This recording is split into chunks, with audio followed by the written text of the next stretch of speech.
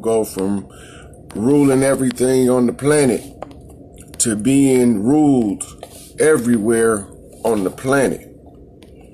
And as I get started here, I'm going to talk about all around the world, wherever you find us at. Like, go to India. India, they have a group of people there known as the untouchables. They are the Aksumi, or the dark-skinned, woolly-haired people of Europe, and they often call them the untouchables. And these untouchables of India came from Africa a couple thousand years ago and settled the area. And so they end up being placed in a different role. So now, if you use your biblical reference, the biblical reference says that the last shall be first and the first shall be last. It's talking about the stone that the builder rejected being the chief cornerstone. So we got to go back to a time when Earth was pretty much a peachy place to be. And from that, it ended up to where war and pain and suffering seemed to be the rule of the day. So we went from being a peaceful planet where we came and developed a high spiritual culture, fashion, design, dance, art, and all of the different sciences. Now, coming from what looks like a dark age, stone age, so to speak, like a prehistoric period where a couple more invites, and then I'm gonna go ahead and have you off into this subject matter. A couple more here. Okay. All right, so I'm done doing invites. So, so black people here in America are under the false illusion that they were slaves, first and foremost. So remember that history is written by the ones they call the victor. So the winner write the story. So what story would the winner give you that would prevent you from resisting his tyranny and his reign? He'll give you a view of history that would make you least resistant. He'll give you a view of history that make you least amount of resistant to him ruling over you. And there's no secret in America that the caste system has been turned into a skin-based caste system. This is where the doctrine of white supremacy was adopted from by Alexander. Now, you have to be able to take yourself out of history as a victim of it in order to see the timeline. So we go back to the beginning. The beginning is this. When they talk about Homo erectus, Homo sapien, Australopithecines, Australorobustus, Australogigantopithecus, all of these different ancient skeletal remains they finding were black people. All the way back to Lucy to about a little less than 10,000 years ago. Europe was sparsely inhabited by pockets of people before this, okay?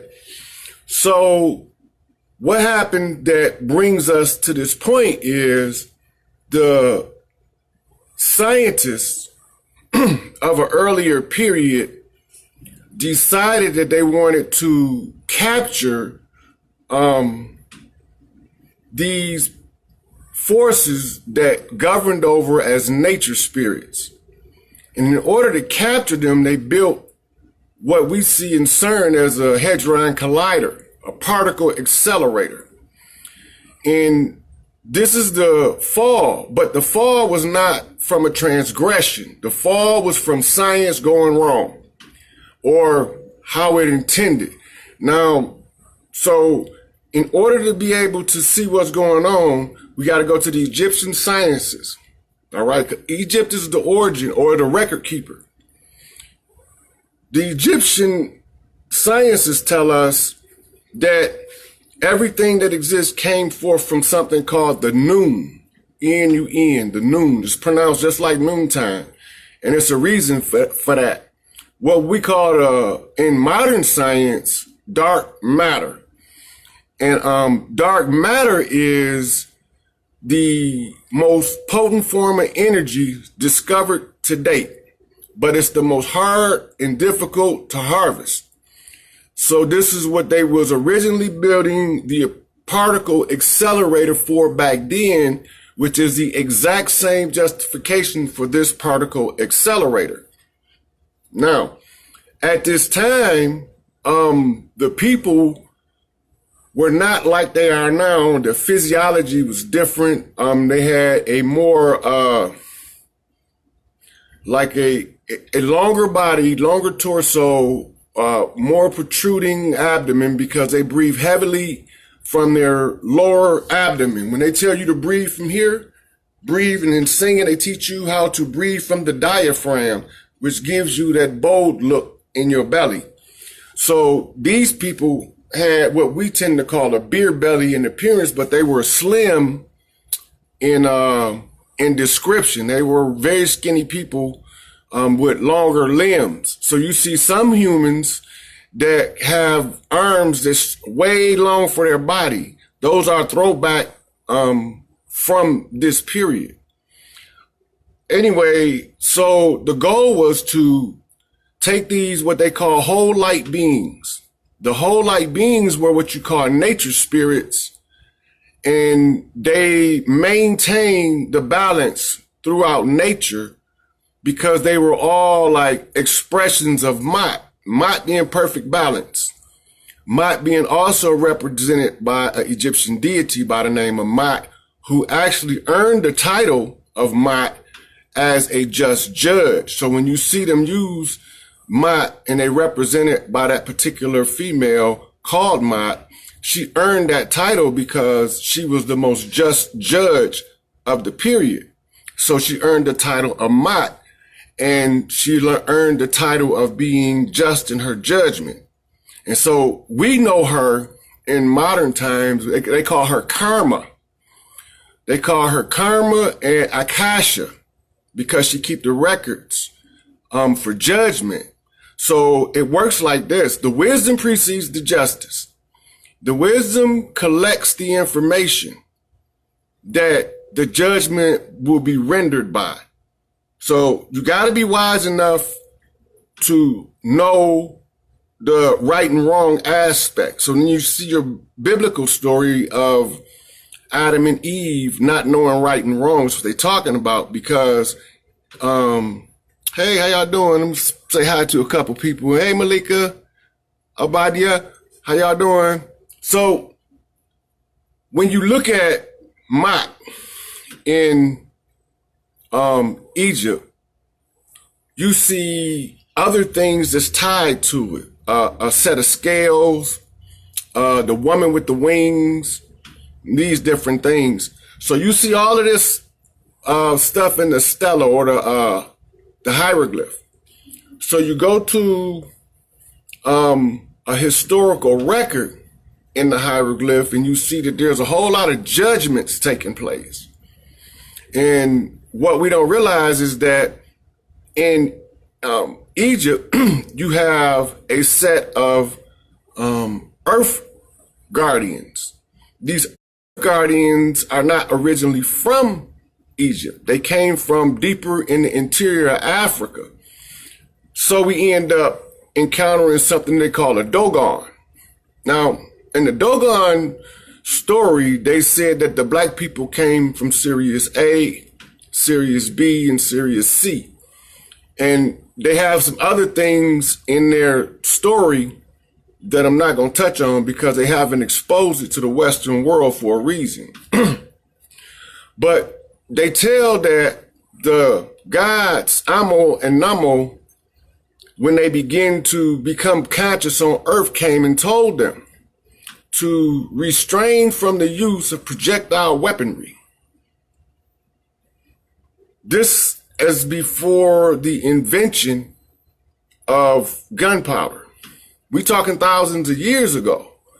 They're telling them to avoid the projectile weapons. Now, why would they tell them that? Because projectile weapons aren't invented yet, or were they? So what they was warning them about is the projectile weaponry that we call firearms.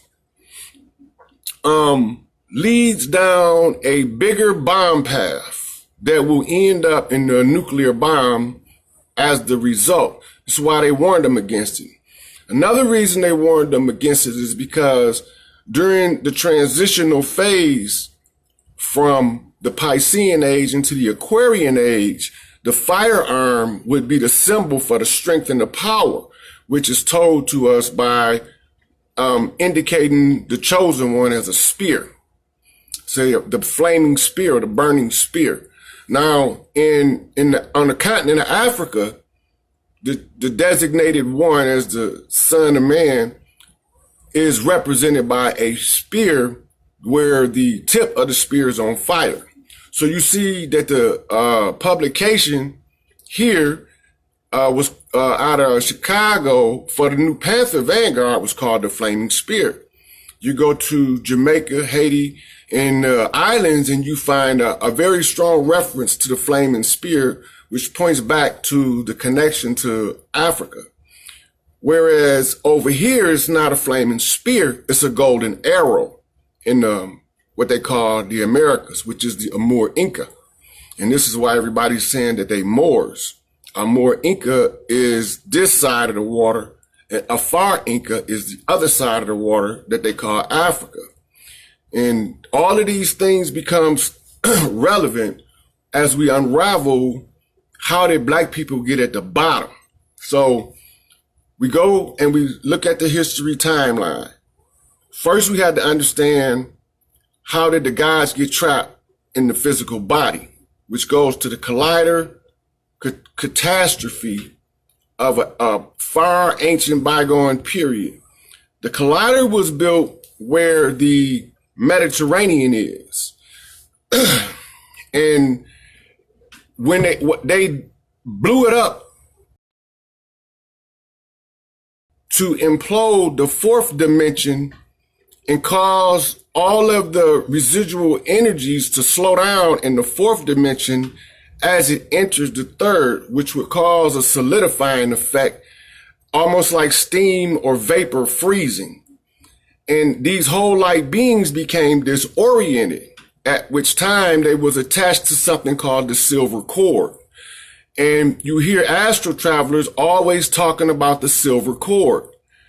You need the silver cord, and this is why you see your solar and lunar references in all secret societies. When your souls got trapped in the physical, three-dimensional fixed position reality, you needed the silver cord in order to loop you. In order to loop you back into what they call the reincarnation cycle. So now you're here on earth, but you still have abilities. You can still do things using the silver cord or what they call the silver key, which is the night magic. And the night magic allows you to traverse using your silver cord as the lifeline to a reflection of the creator, but it's not the creator. And so now you start to see why the solar symbolism becomes necessary, because the lunar reflects the solar, right? So if you have to get to a point where you outgrow the silver cord or the reflective intelligence, the false intelligence of the silver cord, you become what they call enlightened, which means that just like that lotus flower, the inner sun, the pyramid, the pyramid, pyro means fire, mid means in the middle. So when the pyramid opens up, when the fire in the middle opens up, this is what they call the Ra effect. the Ra effect. This is when you become fully realized to who and what you are. So now the solar ray is exactly this. The creator is everything. All right. And it's in everything. However, the creator, when it comes into this reality, it wants to give you the free will to choose to do the right thing. So the creator says, I'm going to close myself into this little bitty ball in the middle of you. And they put it right here in your heart chakra. And for those who are spiritually gifted, it looks like a little gold chip in the heart. It looks like a little gold chip. And you have to be diligent in your responsibilities according to the life path you choose. So if I choose to be a doctor, I have to be diligent in my life path as a doctor with the highest intention to heal the sick in order to allow that little pebble of gold to grow. And this is what they call illumination. That little pebble of gold or that golden light is sealed in your heart chakra with something they call the black goo by energy workers, which will bring us to what they call the redemption of the righteous when we understand what that goo is and how it got there. So this little sliver of light is expressed in your New Testament of the Bible as the light, that little pebble, shine in the dark because it's wrapped in that black goo. But the dark comprehend it not, right? So it also tells you in your New Testament, it's the words in red that I'm speaking of, that this light, when you let your light shine, when both of your eyes become one, your whole body is filled with light. Your whole body and your eyes can never become one until this piece of gold breaks your silver cord. This piece of gold is rooted in an emotional framework of what you call love. But there's no such thing in truth as an emotion called love. Love is an energy of creator, which is this little pebble of gold. And one is activated and you become consumed with what they call the passion. This little pebble of gold becomes a big, radiant, glowing ember of gold light. Your aura switches. You no longer can have an aura that is a silver aura, which gives the appearance of white. Now your aura is gold, the switch. You have to sever the silver cord by performing specific things. You set your life path. This is why they say this is a free will universe. And this is why you use both the good and the bad to sift it out. Aleister Crowley, the one they call the B666, he said, do as thou wilt shall be the whole of the law. But they stop right there. Then they never quote the second half. Will under love. That means that whatever you do, if you don't do it from the pure intent of that love, you're not doing it from the creator. You're doing it from the selfish aspect of the self. So Crowley, being the beast, you will never accept anything that he said. But you got to remember yin and yang, masculine and feminine, positive and negative. The next one comes in where you go over here to Franz Bardon in Initiation in the Hermetics, where he tell you that when you are becoming a realized God self, there is nothing outside of you that you should submit to. Anything that come and approach you, you compel it to identify itself, what its purpose is, and where it come from. So who are you? What do you want? And why are you here? And the rule of the universe is good or bad. It does not matter. If it get in a certain area around you, it has to answer you in truth. If it attempts to use deception, it will try to flee. especially if you are a woman. And I'll get to that in a minute. And so if you ask somebody who you are directly, what do you want and where do you come from?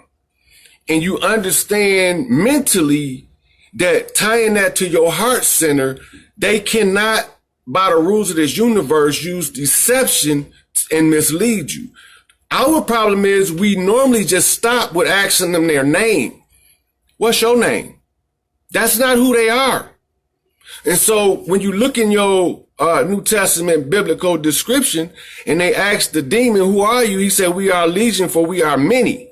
They had identified that they were a whole bunch of demons, but demon mean like gods and spirits. And he had to tell them that there was a lot of them. So he couldn't tell them where all of them came from. But at that point, when they cannot give you a full answer, you have two options. You can tell them to flee, and they have to flee according to the universal rules.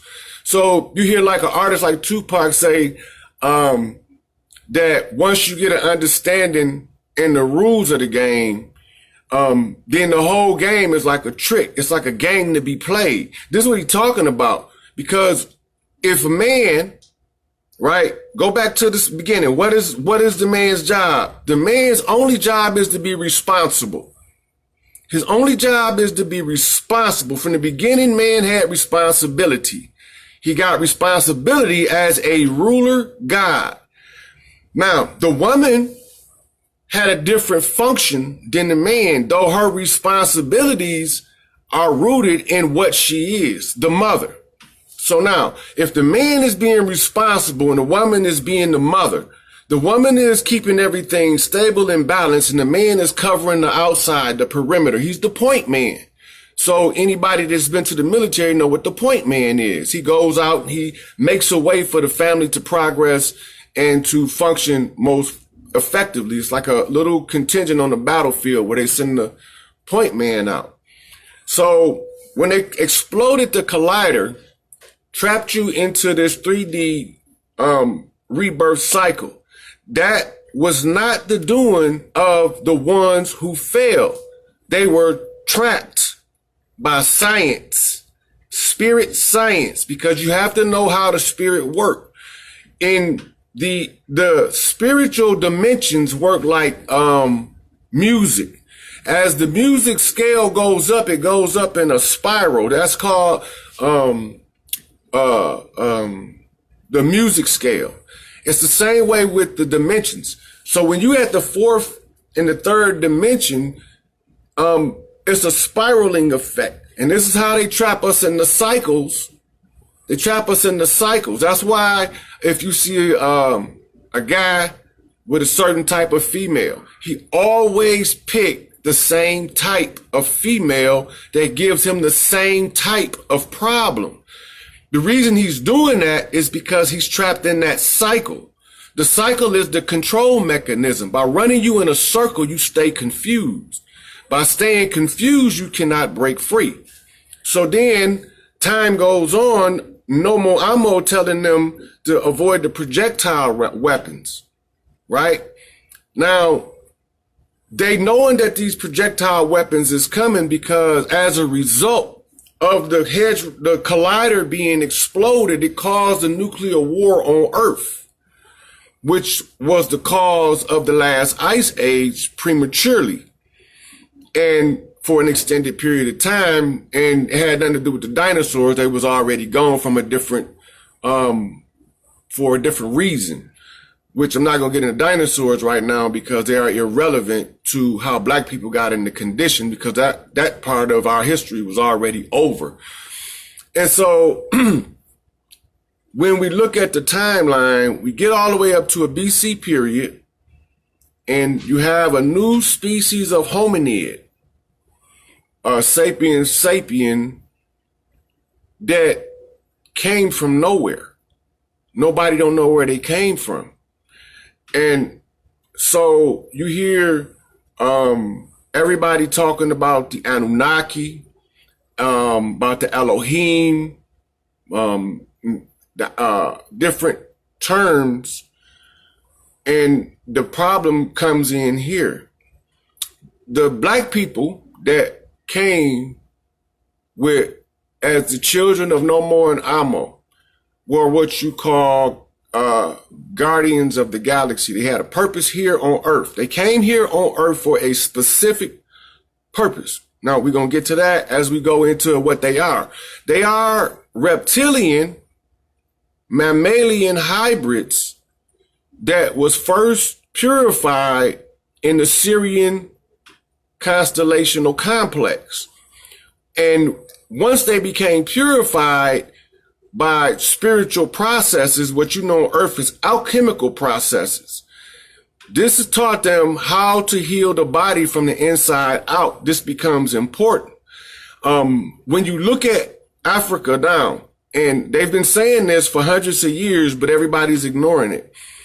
The disease of HIV and AIDS, the African in the deepest interior that haven't even been exposed to it is developing an immunity to that condition. And the reason is they are the guardians, they the cleanup crew. They came ahead of time because of premonition, as you would call it in the psychic realms, clairvoyance. So Amo and Namo led them to Earth for a purpose, which we're going to get to in a minute. They all agreed to come. Now, some people say, well, there's no record of us being here or agreeing to this. The record is there. And we're going to all get to see how we was able to look at the timeline from outside of the timeline to figure out where we would enter, the person we would choose to be, and the life we would endure in order to bring out our greatest good in order for this cleanup effort that's been taking place. And so we all chose it. And some of us knew that there's a chance that because of the reincarnation system, we might not wake up in this system and have to come back and keep doing it like the people that's trapped with the silver cord. The whole goal was to break the silver cord cycle so that you can all ascend, because they was trying to trap people and prevent people from ascending. So this leads to a future transgression that hadn't happened in the time that Amo and Namo sent their children here. And so they all knew why they were here subconsciously. And this is why they begin to do what they call the ceremonial reminders. They remind us, each other, of what they went through in the ceremonies, in the rituals. It also tells them why they are here, how long they've been here, and when they would be leaving. All of it is in the Dogon ritual, but you are not initiated into the Dogon tribe as an outsider to get the full measure. So they can't give you the full measure. They only authorize to give you so much. So when you see the stories about the Dogon, they're only authorized to give out so much information, but it's something in their blood that was needed.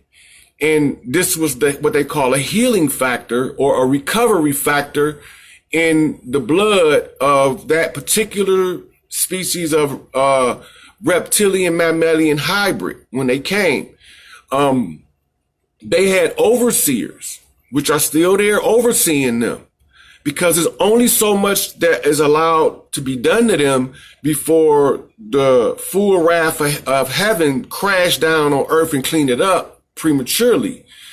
Nobody wanted it to be done early because nobody wanted to repeat the misery. And so we have to know where to look to clean up the stories. So when you get to that 10,000 year period, you start to see that there are strange animals being brought from all over the world that had not yet been identified because they were a new species.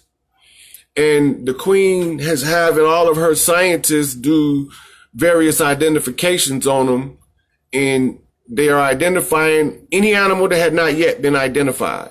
Now, it's only going to be one mammal on the continent of Africa, you're not going to find in the hieroglyphics. Every other major mammal will be there, but it's a reason for that. And so all of these different animals being brought to them, there was a particular one that nobody could identify. Now, we at the 10,000 year point. 10,000 years. It was approximately 8,000 BC. And there was already a residual conflict between the Egyptian pantheon or royal family and the Babylonian pantheon or royal family. So what you know as the Anunnaki, that was ruled by Anu. Now Anu is also over the Egyptian pantheon because prime creator, prime source, appoint him as ruler God. Now you have to understand the difference between the ruler God and the creator God. The creator gods are the ones that bring everything into existence. They are an exact miniature duplicate of creator. And this creator God in simplified form is just called uterus. That's it. This creator God in its simplified terminology is just called uterus. So just like when you see darkness in the sky, the only other place that is replicated is called uterus. So you see the uterus at the top of the Ankh, because the uterus is the portal of life. Anything coming into life, from the higher intelligences, has to come through the portal of life. So you see at the top of the Ankh, you see the uterus. And so these creator gods are the ones that's responsible for creating in harmony and destroying in beauty. And I'm going to get to that. So the ruler gods are a little bit different because they don't have a uterus. Because they don't have a uterus, they was given a different responsibility. Well, you call it putting them in charge. That's their compensation. The creator gods put the ruler gods in charge as a compensation for being an incomplete deity, because he can't reproduce himself within himself. He has to go outside of himself.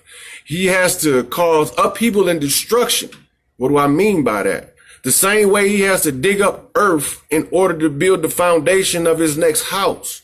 He has to destroy millions and millions and millions of sperm just to get one to an egg. Whereas the creator gods, for one shot, one kill. If you can get your sperm up here, you can make this baby. And this is the conflict between the gods. This is the war. This was what it was all about. So when you get to a certain point, this animal being brought to the queen, and you can look in the Egyptian record and you will see this person or this animal being brought to the queen of Egypt. And she said, "What manner of beast is this?" And nobody knew. None of the scientists could look at it and identify it because it looked kind of human, but it wasn't. It looked kind of primate, but it wasn't. But it looked kind of canid, but it wasn't. And so when they went down all of the stuff that it looked like it could be, then it turned out not to be. Then they start calling in scientists from other places to say, "Is this your product? How did it get here? We have no record." The Babylonian gods, the Babylonian royal families created something unauthorized by prime creator, unauthorized by the chief of the ruler gods. Now, this resulted in a war on earth. This war on earth was because of this thing that they called Adam. It was actually the Adam Kadmon. And the Adam Kadmon is what you call in the Babylonian tongue a golem. And in the process of creating him, it took several hundred years to perfect one. Now, remember what I told you, what the ruler gods got to destroy and fuck up some stuff in order to get one thing right that the creator God get right the first time. Now, here we go. They created a whole subspecies of human. when they dredged the White and the Blue Nile, the Tigris and the Euphrates, they isolated a microorganism. The name escapes me right now, but I'll get y'all the name. This microorganism is an exact replica of what the woman called in her mitochondrial. Now, this becomes important to why black people been suffering. This mitochondrial is the only way you can live if you are a sentient being. You can't live without it.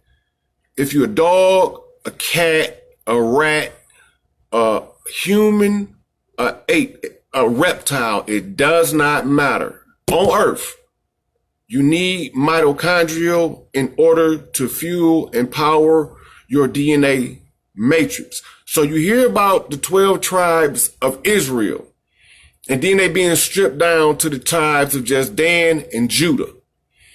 This is your 12-strand DNA helix that was assaulted in Babylon, stripped down to a 2-strand deficient DNA helix.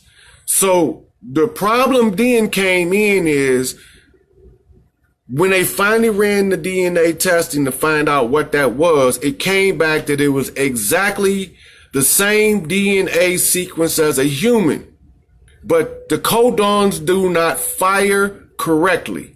So this created a being that can't ascend, right? But the mitochondrial residual in this being allowed this being to be able to receive the love of the prime creator. This is the transgression. It ain't about no eating no apple in no garden. This is the transgression. It's about corrupting the DNA. It's about messing up the humans. It's what they talk about the bloodlines all the time. That's why all of their rights have to be blood rights. Because they have, as a ruler god, in order to keep this system moving, they have to shed blood. They have to continuously destroy. All right. It has to be a continuous series of destruction before there can be any cleanup of the destruction. Like, for instance, everything they do requires a sacrifice. When you look at the sacrifice is directly tied to the sacrum. The sacrum is where the male being is trapped as the fallen Hiram. And this is what they call the pits of hell, because the sacrum's lowest chakra is red. And this red chakra is one of the most powerful, but it's blocked. And this goes back to that piece of gold in the center in the black goo. So we want to know what happened. You can look at the timeline of history after the queen discovered this was human, and she was irate because they couldn't ascend. So let's look at it. The universities of Timbuktu, they had all of these various empires on the west coast of Africa. You had your Ghana, your Songhai, your Mali. Then you had your Egyptians with the highest knowledge to date that has not been able to be duplicated. Now, you got to keep this in mind, because all of these people we're talking about is dark-skinned, woolly-haired people. Then you had all of your universities and trading centers here on this side in the Amur Inca, what they call America. You had your Temple of Quetzalcoatl. You had your Azteca pyramids, Incan and Mayan. You had your Olmecs. All these people were about my complexion or darker. Some had straight hair, some had woolly hair. Now, these people are the top. There's no scientist that can rival them today, and we've sending spaceships into space, so they tell us. Now, they can't reproduce the Egyptian or Mayan pyramids. Now, we're not under African, nor Asian, nor Dravidian rule of India, nor are we under the Incan rule of what they call the Americas. We're not under that rule. We can only get so far right now. Where we at?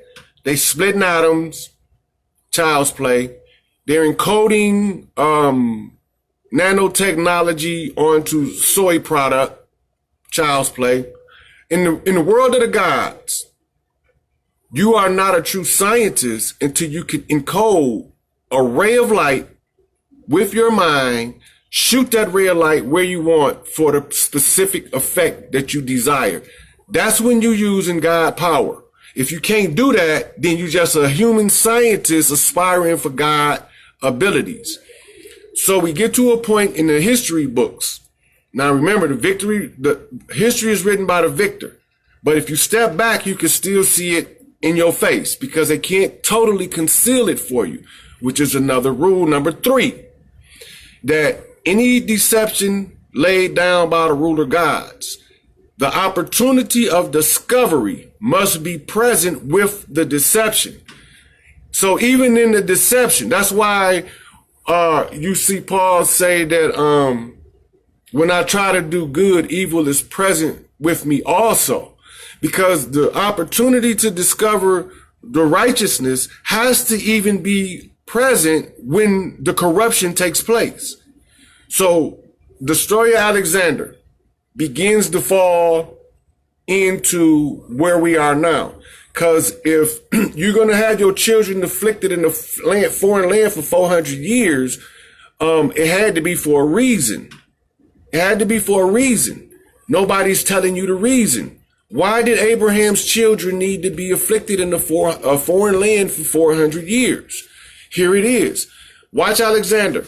Who was Alexander and how did he get to power? Right? Who was Alexander the Great and how did he get to power?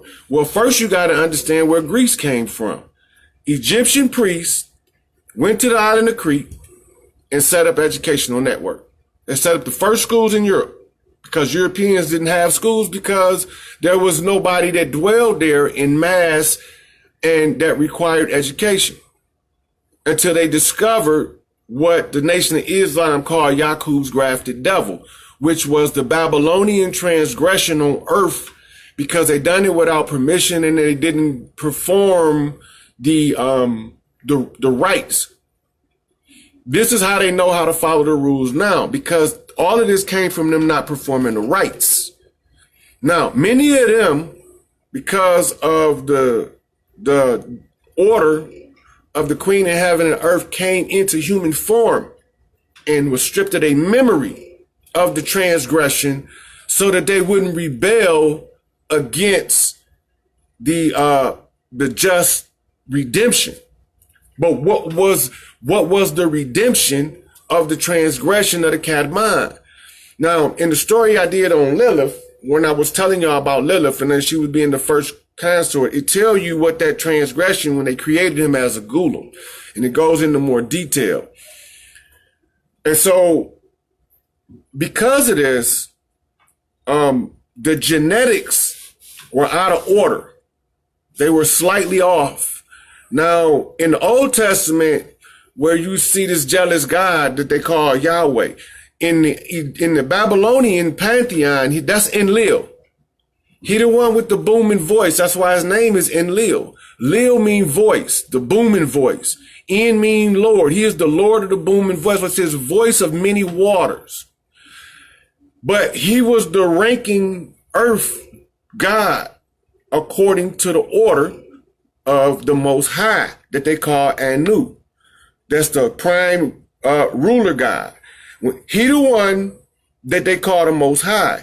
He the one, whether you're a good being or a bad being, it doesn't matter as long as your intent is pure.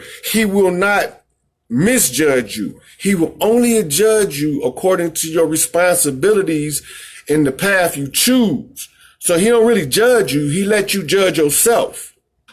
He just say, so be it. And then it's all taken care of according to what your transgression was. And so when the human that they call the Kadmon, the Adam Kadmon, the false Adam was created, Anu came down because of the conflict it created, was so bad that he had to physically leave what you call the highest heaven, which they call, in the Babylonian times, they call it Nibiru, the high seat. Or Nibiru, on earth we call it the highest heaven, but it's called the high seat. It's the ruler seat of this galaxy. It's the high seat. He is the supreme ruler of the galactic council of the 72 elders, of which my number being 50. I'm the 50th of the 72 elders, being the crown prince of heaven and earth. Soon as mama come down, then I get that seat. So these beings, Anu, Enlil, and Enki following the orders of Enlil, don't agree, but he's outright. He have to follow the orders, and he don't want to suffer the wrath of the transgression of the gods. And so he did create what was not supposed to be created again, because he did it the first time, they washed him away. This is why he didn't want to do it a second time. And this is where they say that the sons of God saw the daughters of men, that they was fair in Genesis. What happened then, and they say they went in and they took all of which they had chosen. Because of that transgression, and this DNA has to be synced before the ascension. The ascension happens in the Aquarian age. Everybody has to have the right to ascend, or we got to go back and do it all over from the beginning of the Piscean age. And it will be harsher if we have to do it all over. Okay, so now what happened? This genetics has to be cleaned up.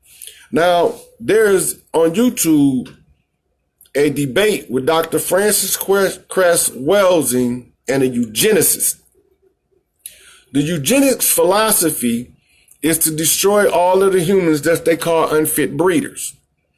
Look at the word eugenics, and right in the word eugenics, you'll see that it's Ea, which is the EU, because under the Grimm's law of grammar, of all vowels are interchangeable. The Ea, EA, which is Enki, and genics or genes. Enki's role is to purify the genetic pool that he corrupted using the science of eugenics. Now watch what Francis tell him. All Caucasians are predisposed to a very specific disease of the central nervous system. They cannot assimilate that piece of gold into becoming the serpent fire. They cannot use too much of the silver cord either. The silver cord is raw wisdom. So they can separate the eternal life from the eternal wisdom. And this is why you have your kundalini with the two serpents. One side of the DNA is wise. The other one is eternal. The wisdom in eternity, it's the balance of nature is actually all it's saying. And so you see your kundalini rising, or your kundalini going around the staff. That is actually your DNA helix. The staff is called the middle pillar, which is a sign of your spine. So when the light comes down the middle pillar, if your silver and gold lights are not both what they call liberated, they have to be liberated. This is the severing of the silver cord and the awakening of the gold. This is the marriage of the divine masculine, the gold, and the divine feminine, the freed female energy that is trapped. The freed female energy is the silver cord. How did they get it? Now, while they were doing their dirt in Babylon, the dancers was reading something called a Tree of Life in South Africa. They called it Iwas. And I know for a lot of the TV buffs that's going to sound real familiar, or movie buffs, I should say, because the movie Avatar. In the movie Avatar, they are actually telling you the story. When they call it unobtainium, that's the actual gold. Unobtainium is the gold. The Avatar was the artificial cadmine that trapped souls. The artificial one. So when you see them on that ship, that's actually inside what you call the moon. This is where Sheol is, inside your moon. That's why it always faces the same side. It's actually a battleship. And so it will leave if necessary. You will look up one day during the full moon and that sucker will take off flying across your galaxy, and you will be twisted in the brain because you don't believe that it's a battleship. It's a battleship. And every single crater, and you can ask any scientist if it's true, every single crater on there can only go to the exact same depth. It can't go any deeper because of the material that the battleship is made of. And so when we, Guardians of the Galaxy, we didn't catch it fast enough. We knew they was up to no good, but we didn't know what it was. The Guardians of the Galaxy, the keepers of the Earth Gate, which were the women, when they went on that campaign to subjugate the women, it was an all-out subjugation of the feminine silver cord, the divine wisdom, because they know if they undermine the wisdom of the mother, the child can never attain the highest aspect of Phoenix, which is the full awakening of the golden light inside. And so they subjugated the women, and they created that cadmine so that they can trap both of the souls of the female and the male on Earth. Then they start doing tricks, and they start doing things with the physiology that traps the mind. They start putting chemicals in food years ago. Everybody think that the Monsanto and all that is new. They've been doing this for years. They get you to eat the blood. Now you notice that in the Levitical law, they said that the food has to be kosher, but you don't understand that in order for it to be kosher, it has to first be drained of all blood. The whole purpose of making it kosher is to keep you from eating the actual blood, because the vibration in the blood is what keeps you delirious in the brain. It keeps you just delirious enough to vibrate at a low enough frequency so you can't really see what you see. You see it, it's there, it's exactly what your subconscious is telling you, but because the vibration is only allowing your conscious mind to go by the script you was given. Then, yes, Jillian, it was eyewash. Exactly. The story is the exact story of Avatar. It's the exact story of when what they call the Anunnaki came to Earth. That's the exact story. The only thing is they changed enough to confuse you. The whole Star Wars epic is a story from the same Sumerian tablets. They didn't write a new story. They got to tell it to you. You have to always be reminded. They don't have to tell you the totality of the story and the intricate details, but you got to always have a reminder, and so that when your subconscious break from that slumber state, you recognize, oh man, I was here. Oh, that's why I was here. I forgot. Oh, I did that. And so from Alexander is when the all-out assault on the female began. Because before Alexander, now you got to remember, Alexander is the first recorded homosexual earth ruler. It's the reason I'm telling you that, and I don't care what your gender or your sexuality is, it has nothing to do with the truth. It's a reason for that. Alexander was selected by Enlil himself, given all of this military knowledge by Enlil himself, to go into the Indus Valley and use the pattern. The pattern for the subjugation of blacks in America is the caste system of the Indus Valley.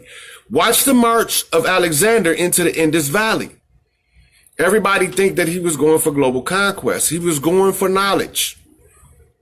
He could never conquer the world because at that time, they did not have an answer what we would call the Candace Queens. There was no military answer for the wisest generals that the world ever known in what we know in Ethiopia as the Candace Queens. That's why he didn't go and even attempt to penetrate the interior of the continent, because it was two places that was off limits as the cleanup began. And it's covered in one term. It's called the Absu. And the Absu is the sub-Saharan African, which are the children of Nomo and Amo, who came to lend their genetics to help clean up what they knew would happen in Babylon. The cleanup is over. If you think you see somebody white, you don't.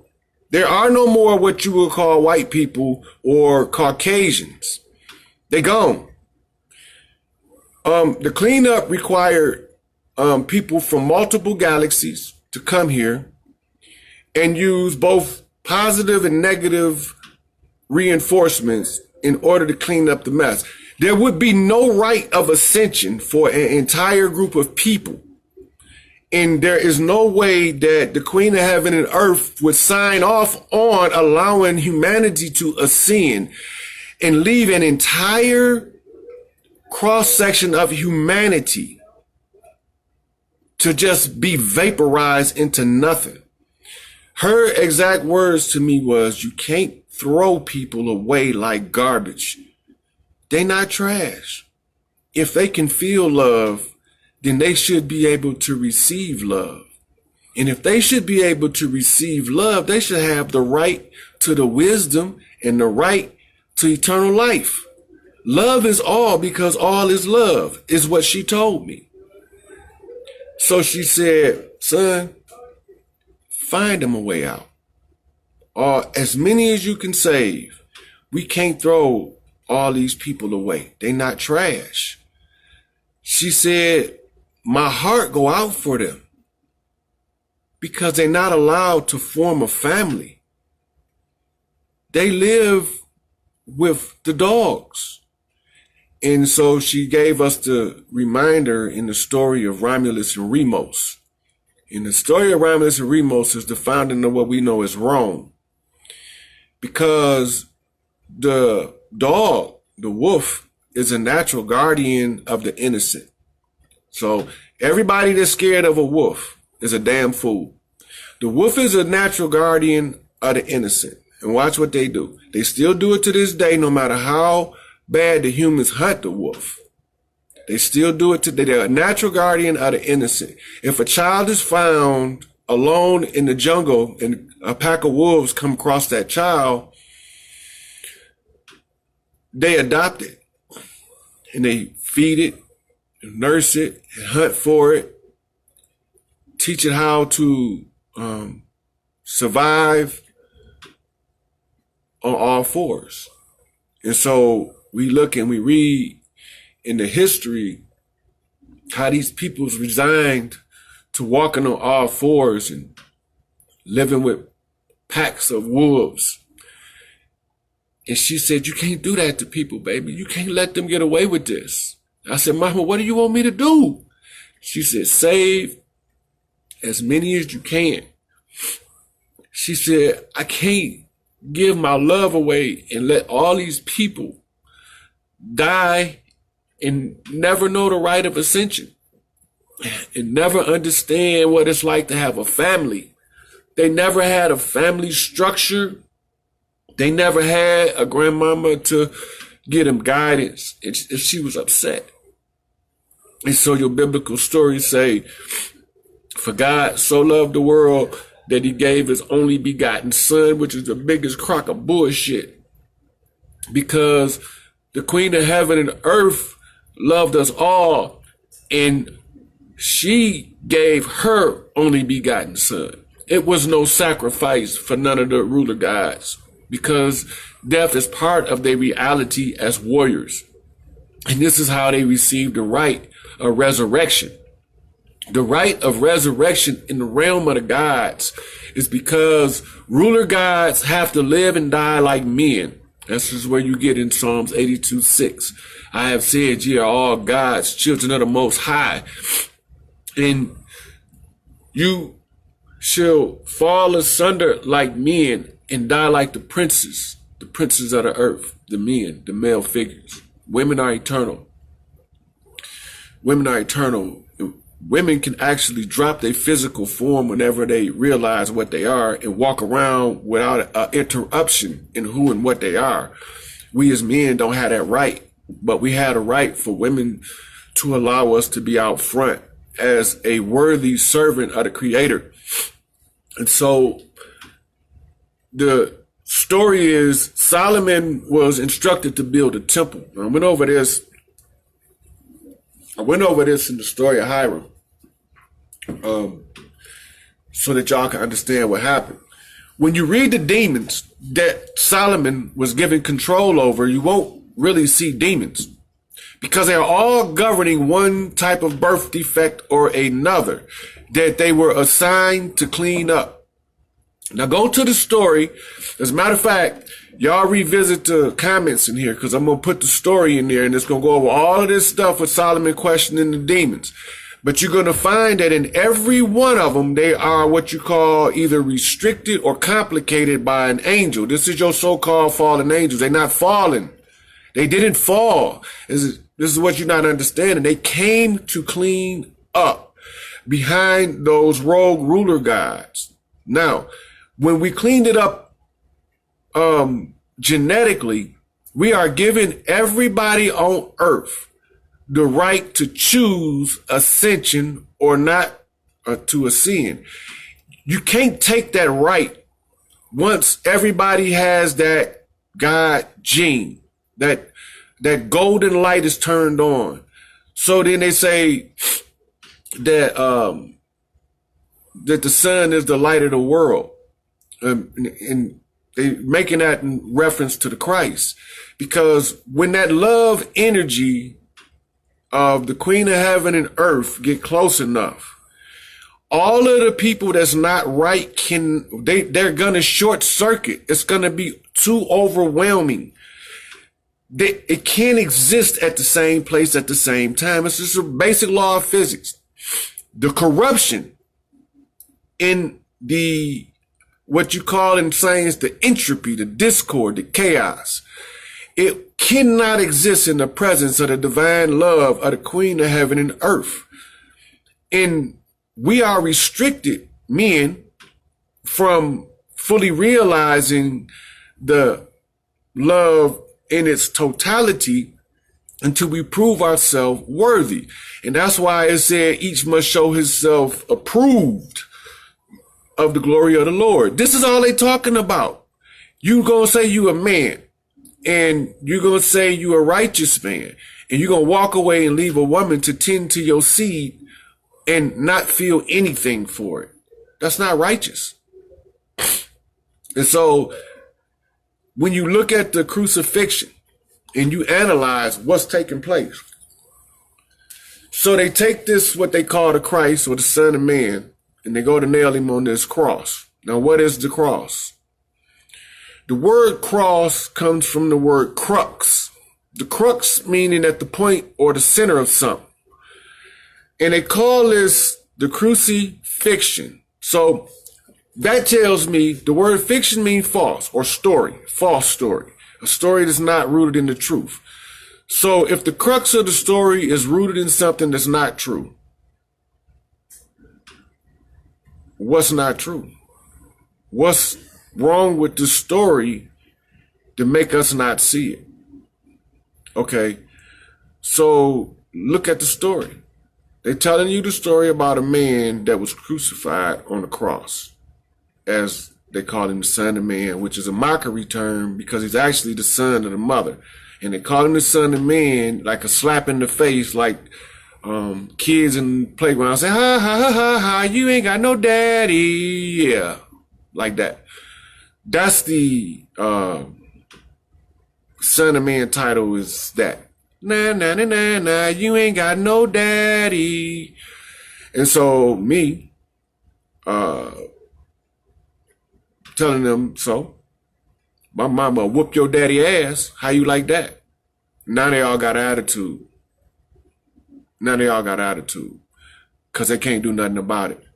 And so at the point where the judgment is being rendered is in the book of Daniel. When you see Shadrach, Meshach, and Abednego, that is Anu, Enki, and Enlil. Now they can change the name if they don't change the story. They can change the story in part as long as they leave the key points and as long as they don't change the name. Now the word Daniel means the judgment of El, or the judgment of God. So when Nebuchadnezzar has this dream and he translated, you see Daniel telling him what the dream means, that he was going to suffer a judgment. Now this is Daniel. And because of whatever it is that he did to the Israelites, this is the 12-strand DNA, but it wasn't him. You gotta keep that in mind. Nebuchadnezzar, or what they call in Egypt, Thoth, the chief scientist, as his incarnation at that time, he was a different being with a different name. And anyway, they accuse him of being the one who created the genetic suit falsely. Falsely, you gotta remember that. So that's why you see in the New Testament when he say, I am not of your father. Your father was a liar from the beginning, and there is no truth in him. Who is he talking about? He's talking about Enlil. He's talking about Yahweh, Jehovah. Enlil is a warrior, and he used every aspect of war, good, bad, or indifferent. It doesn't matter. He only wants effectiveness. He wants to be effective in his conquest as a ruler god. He wants to be the greatest. He is ambitious. And so he will use the good and the bad. That's why I say, I am the Lord thy God. I create good and I create evil. This is Enlil talking. Because he's telling you from a military standpoint, I will just as soon sign a peace treaty with your ass as blow your ass up. It doesn't matter to me. I will just as soon sign a peace treaty as blow your ass up. It doesn't matter to me. Enlil, this is who's telling you this. Now, Enki, who you hardly ever hear of, when you hear about the gods talking in the Old Testament, you hardly ever hear Enki, and you hardly ever see the queen talking in the Old Testament.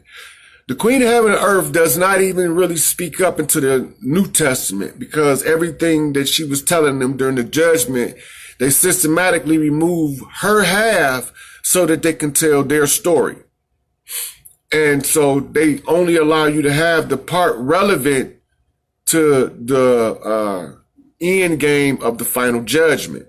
And so the transgression is this. So Solomon is commissioning the construction of the temple. What are you talking about? Well, the temple is the temple of man, meaning that these physical forms that's been stripped down from a 12-strand DNA under Isis and Ra as the El, or the gods Isis and Ra. So you got your Israel, your Isis, your Ra, and your El. El is what they call Hebrew term, but it's not really Hebrew. It's actually a ayah in Egypt, but it becomes Al in Arabic and El in Hebrew. It's ayah.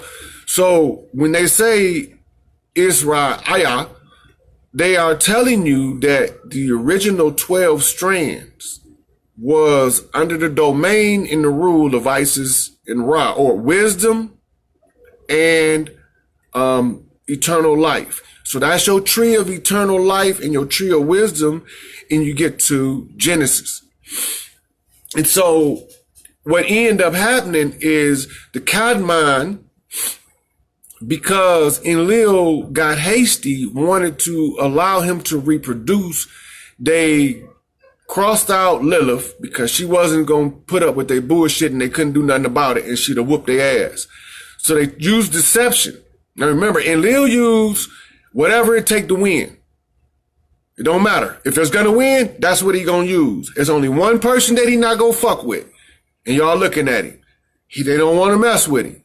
And so Enlil knew when he was laying that bullshit down what was about to happen. And this is your Zidra Sudra story. It was your Noah. being the child of Enlil, because Noah is Enlil's son, and his father couldn't believe that Enlil did that. But anyway, everybody think that it's Enki's son. It's not, because he wanted Noah to spread the silver light only. And so when he created Noah, now Farrakhan did a series of lecture called Giving Birth to a God. If he really knew how to give birth to a God, he would know the difference. You can give birth to a creator God or a ruler God, or you can give birth to a creative ruler God who can use art and science to create and rule, which is a whole nother, which is your Pied Piper story, which I get to. I don't know if it's going to tie in later. But Enlil gave the order. He gave birth to Noah. So in the flood at that time, that flood didn't encompass the globe. That flood didn't encompass the globe. Had nothing to do with a global flood. This flood only covered parts of Babylon in the Middle East, because this is where everybody thought that the Kadmon was. So when they discovered the trail that they took through Turkey, now notice what they keep telling you, that the ark landed on Mount Ararat in northern Turkey, because they're telling you the trail that was taken by Ea up the rope. That's why they call it the rope. Everybody think it's because they hedged them in with the mountain range that they call it the rope. No, they call it the rope is because it was that they called the ascent of the mountains. They had to climb the mountains, and some of the mountain climbers, in order to get rid of some of the babies, used ropes, and they used this as they marched. And you hear about Dr. Richard King talk about the Grimaldi going into Europe, in the area of France. Well, the Grimaldi were what we call albinos, but they carried the gold and the silver light. They actually have two types of albino. You got one of them that is a melanin deficient albino. That's a true albino. Then you have one that's not. This is not really an albino. The one that's not melanin deficient is not really an albino. I call it a moon child. Now, the moon child is very powerful. Now, these are your Irish and your Scottish peoples. They are not black and they are not white. And this is why they are referred to as Europe's redhead stepchild. They came down through the DNA chain under the order of the Most High to assist Solomon in the cleanup. And this is how they end up chasing. They've been looking for her the redhead princesses who they've been looking for, because they knew that the redhead princess was going to give birth to the one that would come and clean this shit up at the end and tell everybody what it was all about. So Alexander rising up also he was a half son of Enlil. It's why he was so influential and charismatic, and why he was homosexual, because Enlil cannot stand the creator gods. He became a homosexual in order to smite them and spite them. He created homosexuality. And the reason why nobody at the end of the age can be condemned for it, when what they call the relaxing of creation, is because when he created it, he had to get it cleared through higher channels as a way to bullshit basically the women. That's what it boiled down to. But his justification was so that men can receive affection in the times of war away from women. That was the justification that he gave. In the free will universe, it was told to him that as long as the men freely violated the gender contract, they wouldn't be punished. But if they went to a realm where the gender contract was the order, then the only way that they would be allowed to participate freely in homosexual activity would be when the relaxing of creation at that time. That's why your biblical prophecies say that it will be as the time of Sodom. But Sodom didn't have nothing to do with homosexuality. Your modern day churches gave it that connotation. Sodom was just straight up every type of corruption you could think of. It was just pure corruption. It didn't have nothing to do with your sexuality because that wasn't the closing of the age. And so the edict would have to be given because the contract is up for discussion. And the transition it was up for discussion between the era of Aries and Pisces. It was shot down. Homosexuality was shot down when it was up for discussion at that time. I gave a whole thing on the gender contract. But when it was shot down, then it had to be written in law. What do I mean by that? It had to be told to the people or written down so the people couldn't forget. Now, you have two types of people now. Because of the Cadmon, the memory cannot facilitate what they call divine wisdom, which never forgets. It's got more memory data space than every computer that you could think of, including your AI. It never forgets. But if the brain, or what you would call your RAM, your short-term memory, can't process well enough, you can't facilitate that higher wisdom. It'll cause a breakdown. You end up Stephen Hawkins. Now, if you go look at Stephen Hawkins is the poster child for not being able to ascend, being looped back into the reincarnation cycle. They cheated him. They cheated him out of an opportunity to be able to ascend now. This is why he professed to be atheist. Because he knew that as long as they kept him alive with the machines and he didn't get into a new suit before he did, that he wouldn't be able to ascend because he couldn't match his solar fire or his divine masculine and then his divine feminine. So that is the exact disease that he had that stopped them from ascending, that Francis Welsen is debating the eugenicists about. It's the exact same disease. You can look it up, and I will go deep into that. But right now, you have to understand that there was a series of birth defects, but that was the one that stopped the ascent. That stopped everybody from being able to ascend. And so when she said no people can be thrown away like trash, and that everybody had to have a right to have a family, every female had to learn how to be a mother, a daughter, a sister, and a wife.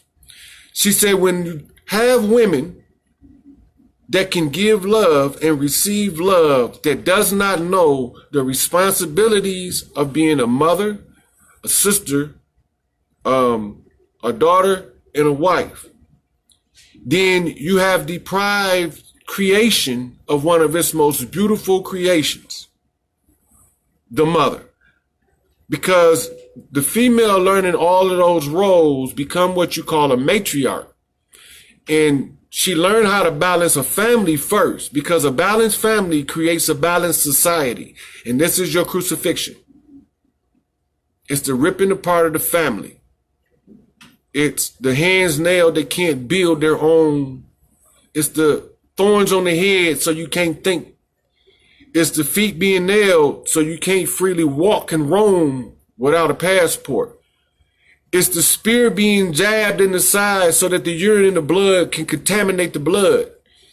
The story's right there. It's a fiction, but there's a crux to it. There's a central point of this fiction. It's telling you the story. And so they cast the lots of the fabric of this man on the auction block. They ripped his royal garment. This is his royal family. Because you got to remember that the royal garment, what do they call your nuclear family? The fabric of the family, your family fabric. Why is they calling it that? Those are your clues. They have to give you the opportunity to discover it. Okay, so now you got your family structure being ripped apart, being sold on the auction block. Why are we doing this? What is this all about? because they told you was in slavery, but you was never in slavery. These were POWs. So you don't even know your own history. You don't know the history of this country. So I'm going to got to go over a real fast history lesson starting from Alexander. And as you go and you start putting all of the pieces where I'm telling you they go, and you step back and look at the story, you're going to say, holy shit. So here it is. Enlil rose Alexander up, sent him into the Indus Valley for the information on how to keep the caste system in order. And as a result, he came out of there with a divide and conquer doctrine of caste using skin. All right? He used skin and tone, complexion as the standard. But it won't work right now. In Greece, this will never fly because of Helen. You got to remember this.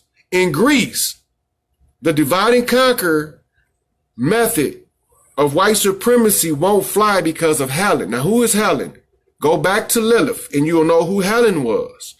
Now, notice that the Greeks had this high culture, but then Rome rise to power and the culture has not risen beyond the great glory of Greece.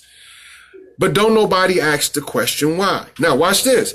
When you leave Greece and they high culture and Rome takes power, right? When Rome takes power, Helen becomes a man. This is when they sever the head of Medusa. Basically, Medu, 10, Sa, a priesthood. Any of the Egyptian priests will tell you what I'm talking about. It's the 10th order of the Sa priesthood, Medusa. And so when they do this, they switch him to a man. This is the beheading of Medusa. This is the changing of the priesthood, the changing of the guard at that time, the changing of the priesthood. Now you got to remember that Helen started off as a female god in Greece, high culture. They ballet, opera, dance, high culture. Rome, no culture, war, blood, a male Helen. And this is not hard to look up. It's all in our face. It's right there. Okay, now, Helen takes over. Now, the Egyptian priests wrote the Greek language. So what do the ruler guy got to do? He got to parallel this with some intellectual languages. He got to try to come up with something to parallel Greek. So he went to a relative in a different priesthood that was rooted in Carthage. And he told him that he needed a scholarly language for the Romans to speak because he wanted to get them away from the Greek. Now, when they came up with the language, they called it Latin. But the Latin language settled what we know as Spain, the area of Spain coming all the way down into Italy. So now we have what you call your Romance language. Your Romance languages stem from Latin. So you got your French, your Dutch, your Spanish, Italian, those kind of language that came, they call them the Romance languages. Now, look, Rome is said to have been founded by Romulus and Remus, who were two twins suckled by the wolf. Now, the she-wolf. They made specific that they always, now it's obvious if they're being suckled by a wolf that it wouldn't be a male. But they always make it clear they were suckled by the she-wolf, right? This she-wolf is called She-Ra. Now, you'll see her in the word siren. It's She-Ra. The howl of the wolf, the siren, She-Ra. It's the same word, but it's slightly changed for the cultural difference. So this wolf, this she-wolf, was a very specific wolf. And she chose very specific set of twins. Well, what's the story of Romulus and Remus? Because we got to know how Rome came to power in order to understand why we accept this punishment or how we even get into the punishment. We had already accepted it to clean up the genetic mess, which is the story that Solomon gave of commissioning his demons to build the temple of man, where those who couldn't ascend would be able to have the right of ascension. So this is Solomon's temple that we're talking about rebuilding. Only Hiram know that because he know the dimensions. Now, when Romulus and Remus become grown, one of them is taken from the wolf and given an education, and the other one is sent off to war. This is significant because now it's showing you you're going to have two fields, warriors and scholars in Rome. But there's no art, which comes from Greece. Now, because there's no art, it removes the feminine nature, the feminine aspects out of the equation. The art is the expression of the soul relayed into reality. That was done on purpose to slow down how much artistic ability is expressed to allow the rage. And basically it's like a dude in hitting puberty. When you pull back the estrogen and you turn up the testosterone, you get pure rage. This is what's taking place as these two, the war and scholastics, and step on the art. Guys, keep the artist down, because when you start expressing your soul's expression, you can watch this with any artist. And this is why they don't like artists coming in elders, like 30, 40, 50 years old. They won't have a very long career coming in at an older age. No matter how good they are at whatever they do, they don't want older artists, because when your soul burn off the foolishness of the youth, your sako ma, your monkey mind, when your mind burn the foolishness of the youth off and you facilitate that higher wisdom, and you can infuse that with that love chemistry, at that very point, you can no longer be oppressed. You can't be oppressed because you can see too clearly, and this is the problem with the artist. That's why you see them stopping artists early, only allowing them to do so much, right? And so, art is the feminine expression. They don't want that. They don't want anything feminine under the ruler gods, the male ruler gods. They don't want nothing feminine under that, because that feminine balances out that masculine, and it makes everybody that becomes balanced strive for perfection in self. Not the perfection like building the perfect house outside the self, building the perfect self inside the self. And so when Romulus learns, Remus dies in war. So now they got one male figure, the Roman. Now, when you go to the prophecy, you see that they had the head of gold and shoulders of bronze and the silver and all the way down to the feet of clay and iron, right? And they told you these are the Holy Roman empires. These are the Roman empires, right? The last one is going to be toppled by a single stone hewn from a mountain. Okay, now when you go through the mythology, in order to find out what this is talking about, you got to look for a stone that's hewn from a mountain that is tied to some type of wisdom and war, right? So looking all over the world, you end up in China. You end up with the story of a guy they call Sun Wukong. Sun Wukong, they call him the Monkey King. Now, this is no coincidence, because the story of Sun Wukong say he journeyed to the West for wisdom, because the Buddha sent him to the West for wisdom. You don't get no further west than this, North America. Now, the story says that the Buddha sent him. So now you got to go to where was the Buddha? Buddha's in Tibet and India. So now you got to go there. Does this story have a correlation, parallel, or attachment in India. Yeah. This is the story of Hanuman. Hanuman is the monkey king in India who strikes out for wisdom to the West. But he had a different name. Okay, so now you got this dude started off that he was asleep in the mountain. Some lady come along, hew him out the mountain. He fall down out the mountain and he started to defend the heavens and the earth. As he started to defend the heavens and the earth, they find out that he is unruly, untamable, and he a bad motherfucker. So, excuse the language. So they sent him to go get wisdom because you cannot be a just ruler because wisdom precedes justice. And they know that this is the only one they feared. As it says that Sun Wukong is the only undefeated. And they had to use all these trickeries and deceptions in order to deceive Sun Wukong. It's the same story as Hanuman. Okay, now watch what happened. They gave us the story of the Planet of the Apes, which I addressed several times already.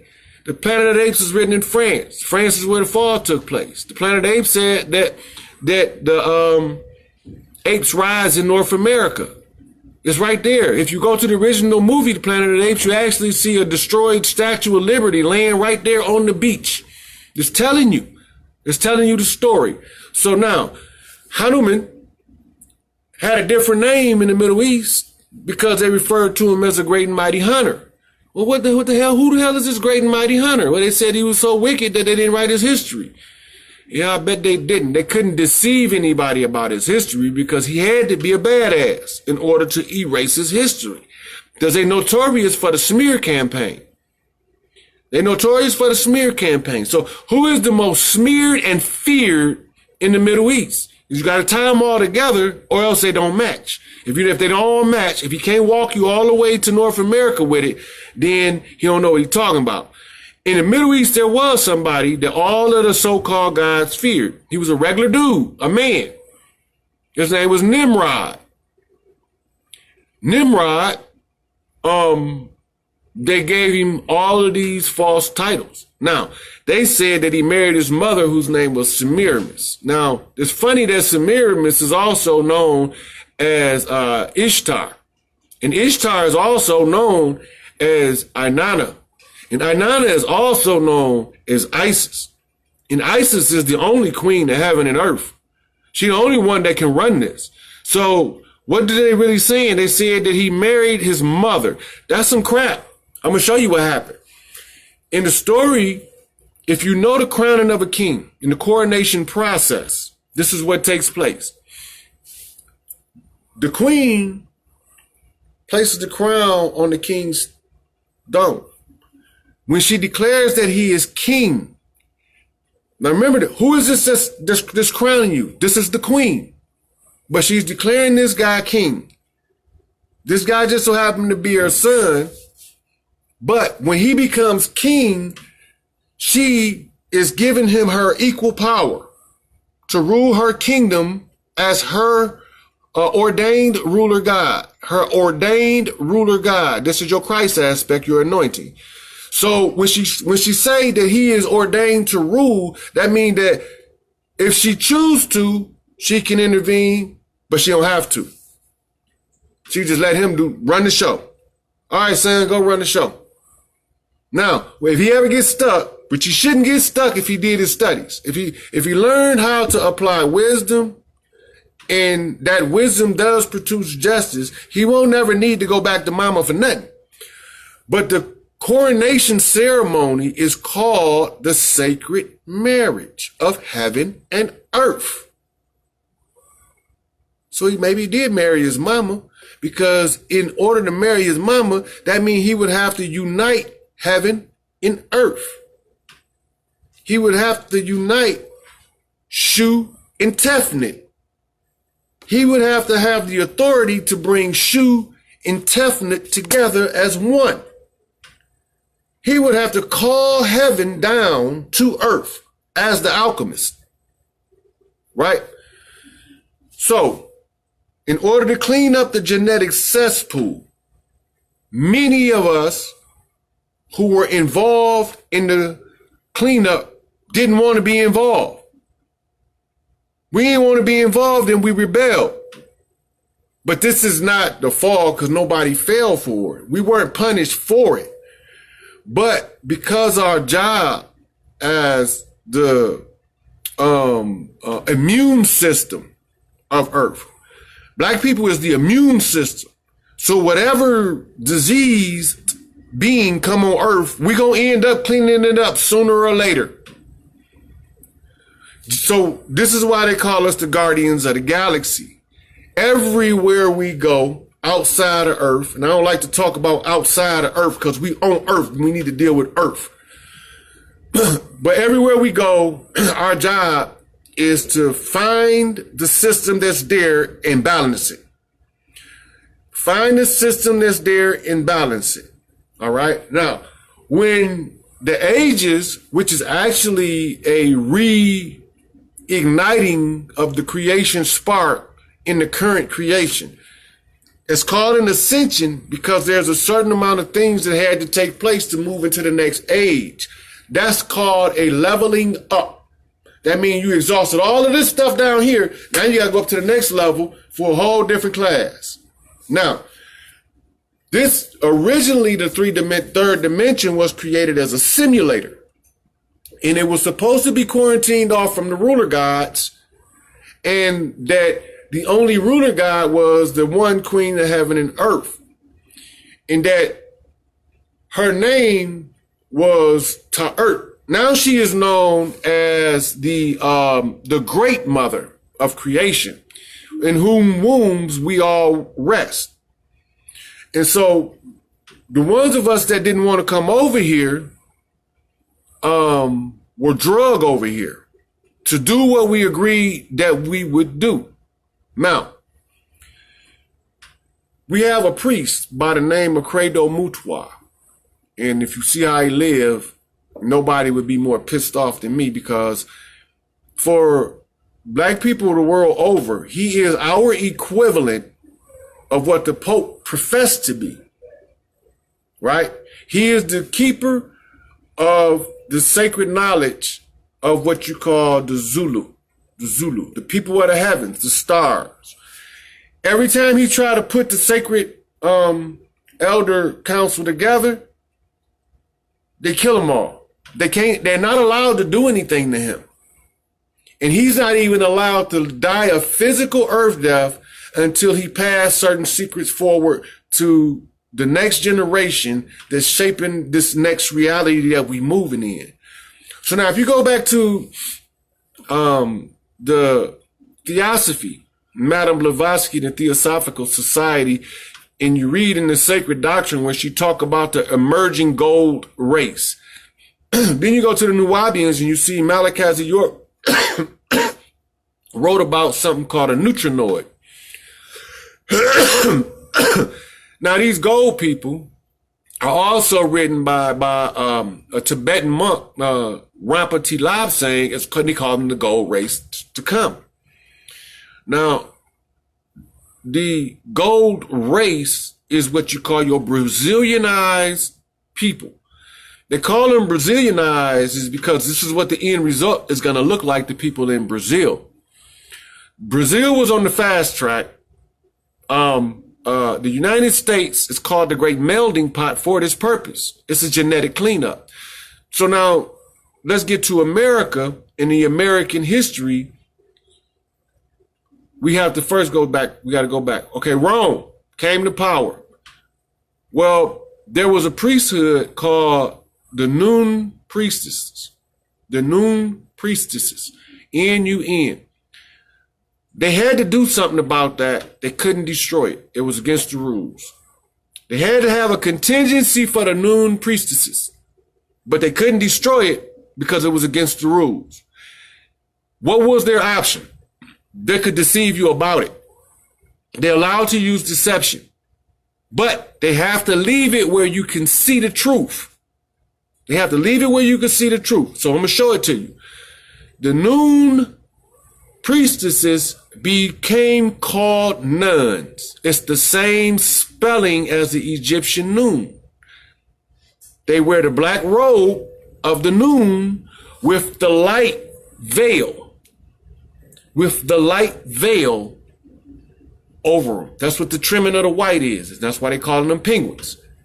The light veil tells you that they are all looking toward one light. Now, they're going to show you a picture, and the Pope going to be kissing her feet. It's called the Black Madonna. She's going to always be wearing white, but she's called the Black Madonna. Look at her skin, you'll know why. Now, this was the original high priestess of the noon. That they call her the Black Pope, but they never show her to you. She there, she a hostage. She there, and she's a hostage. Y'all got to remember that. And every time yes, noon priestess, N-U-N, the high priestess, what they call the Madonna, or in English it would be the madam, or the lady of the house, or Our Lady Notre Dame. Now y'all gotta understand that that was a warning. There was a ship that sat there through the entire Notre Dame fire. Y'all have to realize what this warning was. And this is what I'm telling you right now. The true priestess, high priestess of the noon priesthood is a hostage. She is alive and well. They cannot do anything to her, but they can conceal her from you. Now, when the Pope say I'm the closest living man to God, this is what he's talking about. He is the only one through all. This is why the archbishops got to have that thing. They got to find out who can get close enough to her without dying. Whoever can get the closest enough to her without dying, he gonna be your next Pope. The symbiote that's in him, because he got a symbiote that go through his eye and look like a little worm, go through his eye, and it mounts in the part of the brain that connects both hemispheres. It mounts there, and it burrows in, and then it controls both sides of the brain from there. Now they holding the noon priestess, the Madonna, hostage. If you walk past a Madonna in simulation, meaning what they call a tephilim, a statue, a physical representation of her, and he does not pay his respects, he will physically drop dead. That's why you will always see him kissing her feet. If you go into his office, he will always be a picture of her. He can't escape the rule. Now, I want him out. I want him out. And I can move him, but I first have to move the people, because I already gave him his order. And as long as the people ignore it, and they don't have to do nothing, they don't have to kill none of them. All they have to do is expose that he's been ordered. It will empower her, the Madonna, to tell him, you got until May the 5th to get out. She already know the date. He already know the date, but they can't do it until the spell is broke. The spell is called the spell of sleep. The spell of sleep was implemented so that the penance can be paid for the genetic mishap that took place in Babylon. When they created a human that was actually an android, gave him partial sentience, but did not allow him the right of ascension, in violation of the rules. Because of this, the cleanup crew, which are a aspect of the creator gods, it's an aspect. They have to have warrior caliber traits. Some of them are male, but the majority of them are female. y'all got to understand this, because a lot of dudes are going to start going crazy trying to have sex with these women. They don't know what they're dealing with. I put a post up and I warned y'all that you 200,000 vote women will not be able to have a 9-vote dude because he's going to go crazy. You're going to overload his circuits and he will be like autistic. He will not be able to function, and you're going to think there's something wrong with him. It is. You overloaded him. So, look on my page. There's a telling you how the energy exchange works, because you need to know so that you can turn it down if you got a 9-vote man. How you know if you got a 9-vote man? All you got to do is look at his responsibilities. Look at his responsibilities. Is he doing the things he's telling you he's going to do? Is the things that he's not getting done, is he making an effort to attempt to accomplish them? Because in the 3D world, you don't always get everything done that you set out to do, because the other people's wills are allowed to interfere and become obstacles to yours. You just have to stay your path. So if he's trying his best to do the best he can as a man, and his whole sole aim ain't money and pussy. His aim is to help his woman build a family and to try to get to some sense of sensibility and escape the oppression. If he's focused on some real stuff, because the sex and money is artificial. The sex is there for a reason. It's bait. It's a lure. So if the man fall for the lure, he can never get to the substance. And this is how you know. The one who can't get to the substance came as a patriarchal oppressor. He can't get to the substance. He only want to oppress. Because of this, when the substance is there, meaning that you got a woman doing everything she's supposed to do, and you don't, as a man, and then going into this new age, because this didn't apply like this before now, because the women didn't have a power. If you don't understand that, you better watch. There's going to be a lot of dudes going to be going to their sites trying to figure it out. Now, and a lot of them just going to have like strokes, especially when they get like over 40. They're just going to have a stroke because the energy won't be able to work if he don't do his self-work. He got to do the work on himself if he want his woman to raise him with her energy. The women are the controllers of the mitochondria. They can control it and hive with it. The man will get caught up in it. This is what they call a rapture. And Anita Baker's song, Caught Up in the Rapture of Love. This is what she's talking about. And this rapture of love, if you don't pursue the wisdom of the ages as a man, as you get older, your brain starts, memory starts, Alzheimer's, dementia type symptoms at an early age because you're not doing your job. Now, going into this new age, the Aquarian age, in the recovery, in the redemption, part of it is for y'all to know white supremacy. White supremacy as a doctrine is military in nature, right? Political in scope. Applied as an aspect of divide and conquer.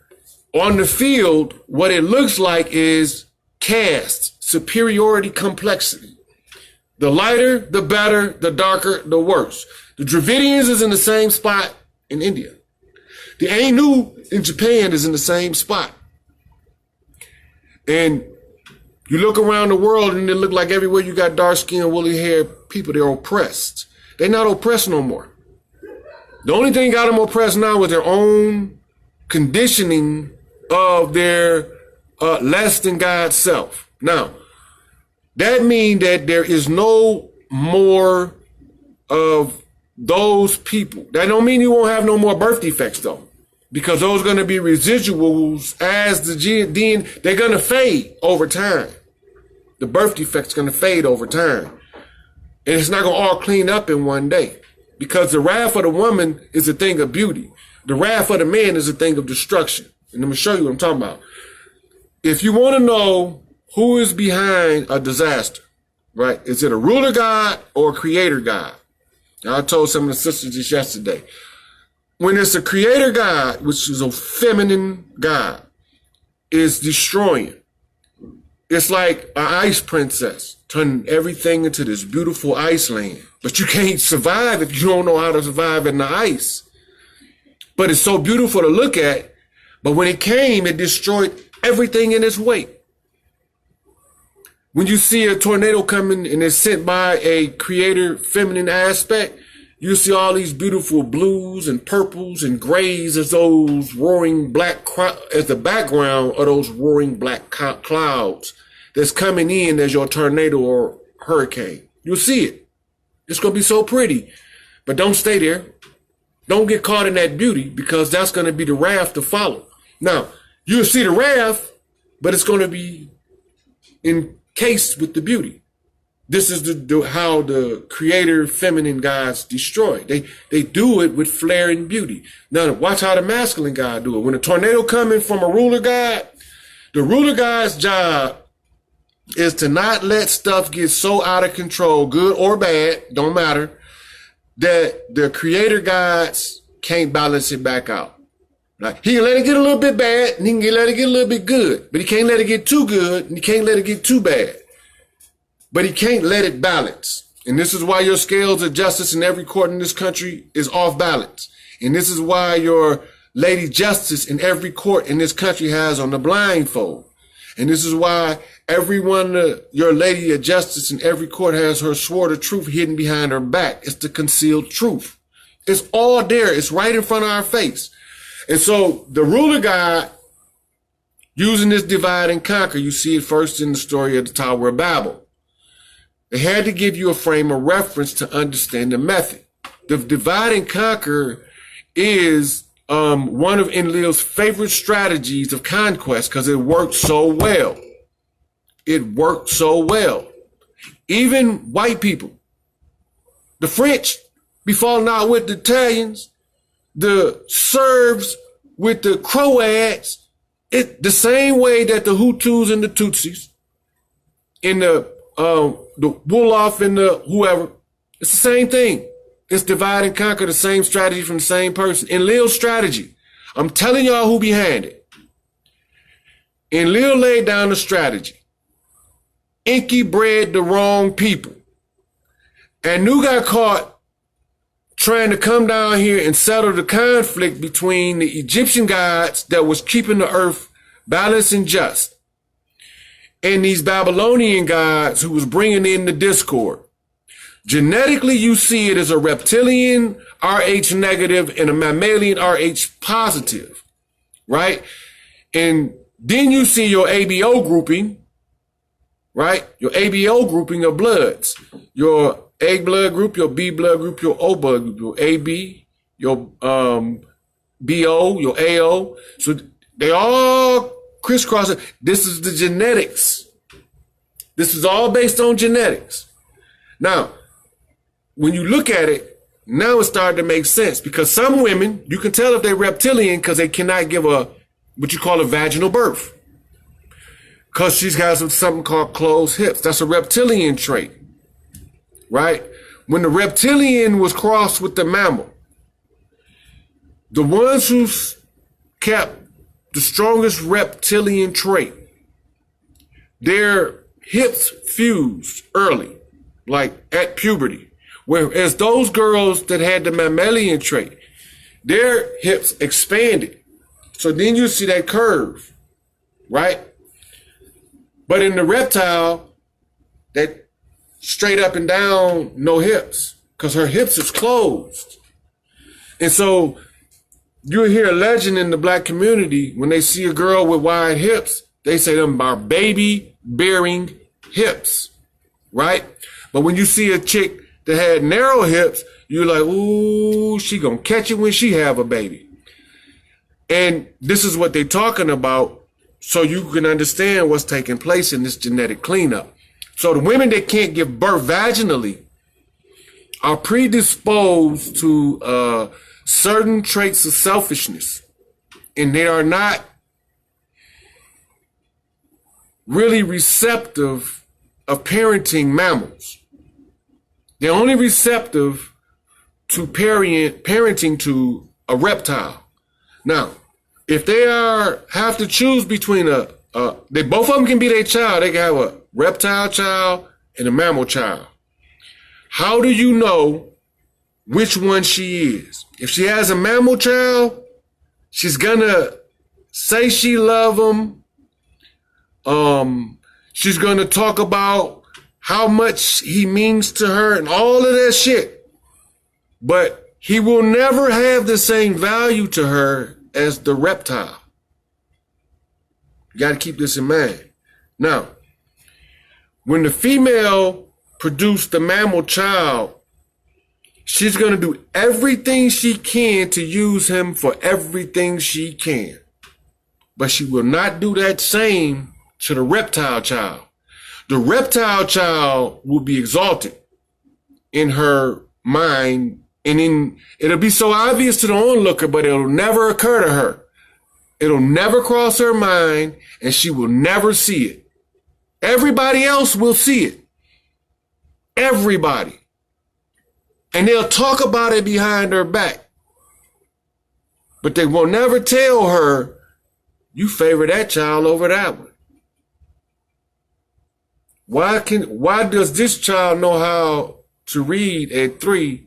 This one's 5, and he don't even know his alphabet. She don't have an answer. But she's going to tell you she loves him the same. She don't. Because this is slave driver mentality is driven from the reptilian trait. What we call a slave driver mentality is driven by a reptilian trait. So they go, when they see a mammal, right? When they see the mammal gene, they want to control it because they fear it.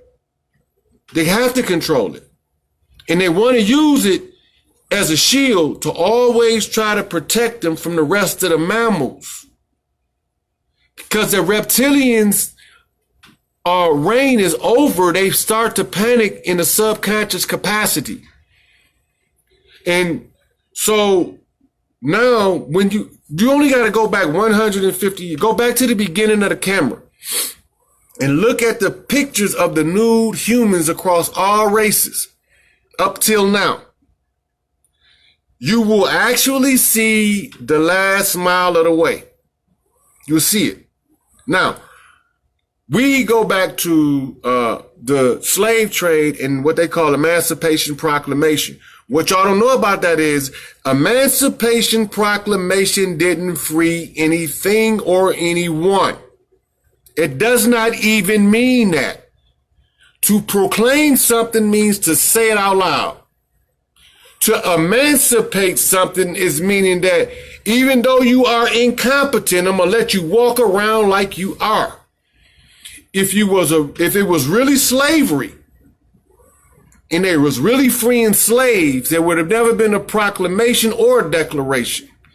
It would have been either by act of Congress, it would have been congressional order, it would have been Supreme Court rule, it would have been executive order. These are the standards of law in this country. That any and all persons, which is a legal term, which it should say any and all humans, held in bondage, are hereby liberated from any form of bondage or oppression. That would be what you would call freeing a slave. That's what freeing a slave would be. But what you don't know is that the term slave means Slav, indicating those people of the Yugoslavia. Those they call Slavirovenia, that area. And those people were what Adolf Hitler called the Aryan race. Now, he told them that he was trying to kill off the Jews, and he told them that he was trying to breed the Aryan race. Let me tell y'all what he was doing. What we call Aryans that Hitler was talking about, the Slavs, the people of the Yugoslavia, Swedes, these people came here to assist the cleanup. They came here by order of something called Ashtar Command.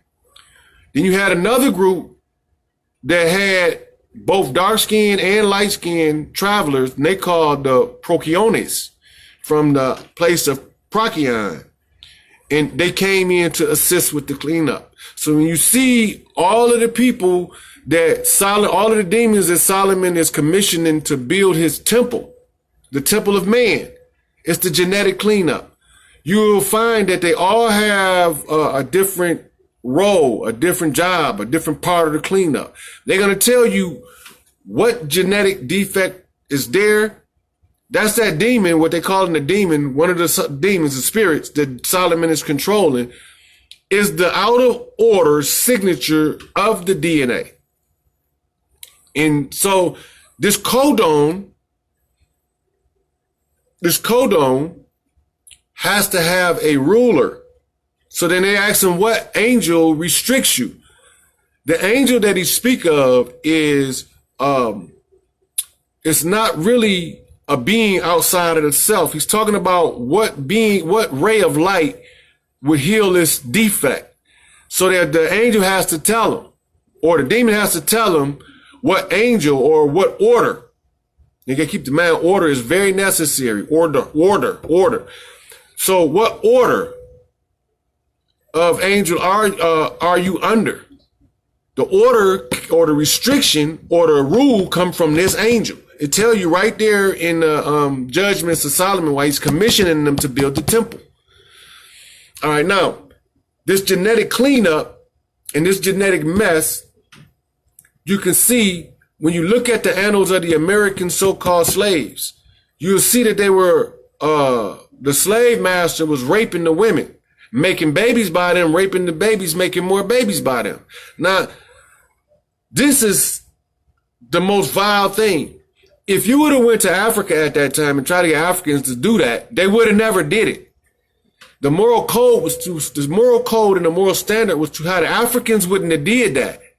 Now, these Europeans that done it, they knew the ones that was here that was overseeing what you call a plantation, which was actually a POW camp, because the war fell into Africa and spilled out of Europe. It wasn't never supposed to spill out of Europe because the Via kings or the substitute kings, the vice lords, the Via lords, the ones that came over here as Vikings, who were actually Templars, who came over here with the Grail or the blood of the Holy Grail.